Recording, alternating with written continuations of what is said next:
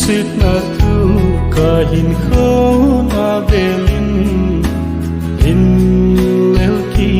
kaponge nangai pul do na hi kahin khôn hin mangki ta pungi onun lu zan khuson khulai chunga nang lay ka na chen thầm pha nan ma ini na dem pogolde nang kalung sit na tu kain kon avelin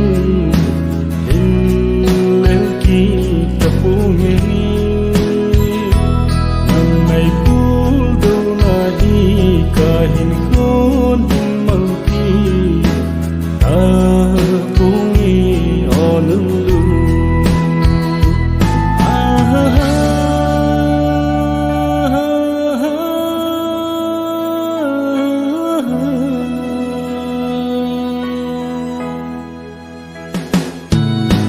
nang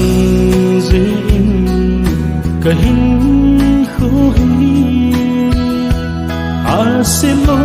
asilon healthy talo lung se dang nei di nin zo kaling kapu nang kalung sit na tu kahin on avelin in lelki tapungi nang may pul do na hi kahin kon mangki ta pungi onun lu